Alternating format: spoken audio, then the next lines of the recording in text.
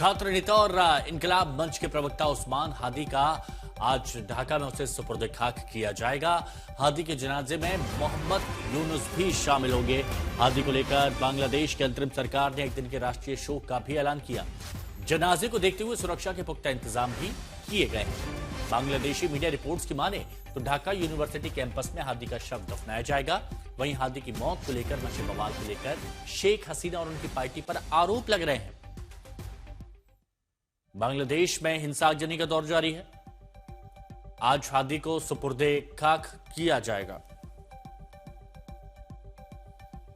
तो किस तरह की तस्वीरें, किस तरह के हालात, ये हम आपको इस वक्त बता रहे हैं कि हादी को लेकर सुरक्षा के इंतजाम अब क्या किए गए हैं। हादी को आज सुपुर्दे खाक किया जाएगा, लेकिन उससे पहले इंतजाम किए गए हैं ताकि अराजकता को रोका जा सके। बांग्लादेश में एक बार फिर गृह युद्ध जैसे हालात हैं।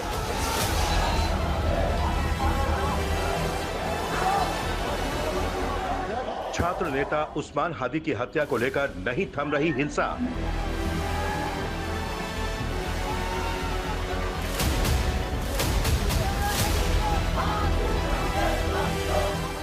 बांग्लादेश के अंदर मोहम्मद यूनुस की अंतरिम सरकार पे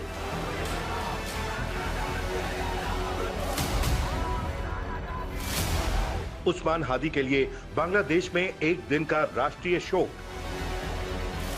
छात्र नेता उस्मान हादी का आज ढाका में अंतिम संस्कार होगा, जिसको लेकर सुरक्षा के पुख्ता इंतजाम किए गए हैं। हादी को बांग्लादेश के राष्ट्रीय कवि काजी नजरुल इस्लाम की कब्र के पास दफनाया जाएगा। जनाजे में अंतरिम सरकार के नेता मोहम्मद यूनुस भी शामिल होंगे।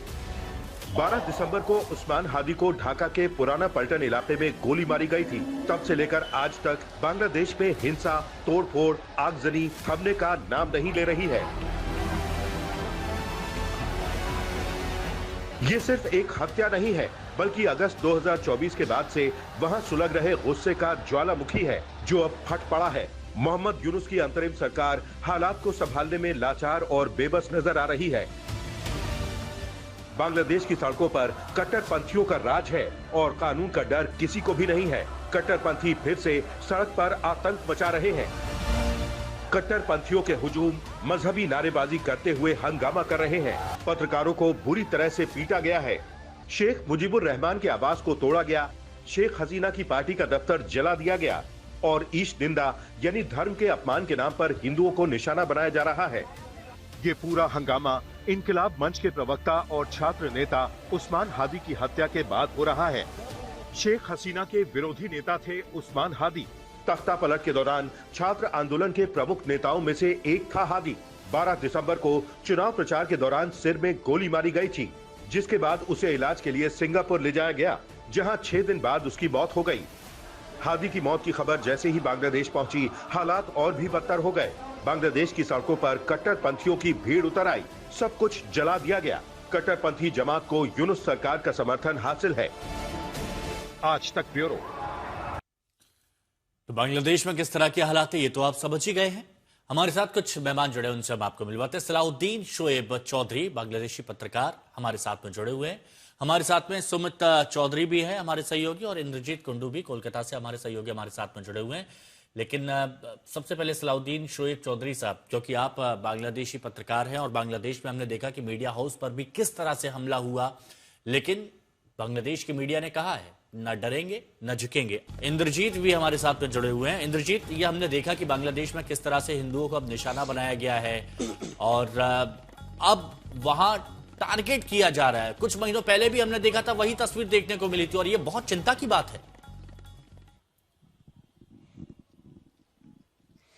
देखिए, जैसे आप कह रहे हैं कि अब हिंदुओं पे इस तरह का अटैक हो रहा है, ये अब नहीं, ये बहुत दिन पहले से चला आ रहा है। ये एक कंटिन्यूएशन आप देख सकते हैं। कुछ दिन पिछले साल जिस तरह का आंदोलन देखने को मिला था, क्योंकि वहां के इस्कॉन के जो एक साधु थे उनको गिरफ्तार कर लिया गया। वो अभी भी गिरफ्तार है, अभी भी सलाखों के पीछे है, लेकिन उसके लिए उसको लेके अभी उतना चर्चा हो नहीं रहा है।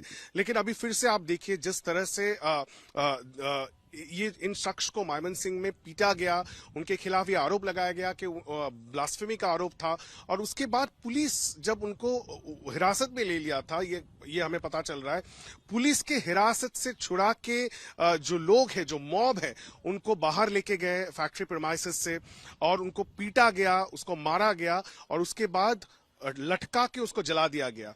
तो जिस तरह का शर्मनाक घटना वहां पे देखने को मिला, सबसे बड़ी बात यह है कि हजारों लोगों के सामने ये हो रही थी और किसी ने भी इसका प्रोटेस्ट नहीं किया, सब अपने मोबाइल पे उसका वीडियो बना रहे थे। ये दहशत भरी ये जो कहानी है, ये जो विजुअल है, वो सोशल मीडिया में वायरल हो गई। उसके बाद भारत से गूंज और आवाज सुनने को मिली है। और आप देखिए जिस तरह का पब्लिक प्रेशर अब बना है, उसके बाद और भारत से भी जिस तरह का प्रेशर बना है, सोशल मीडिया में मूड जो बना है, उसके बाद अब मोहम्मद यूनिस ने आज सोशल मीडिया पे ही ये ऐलान कर दिया है कि 7 लोगों को गिरफ्तार कर लिया गया है।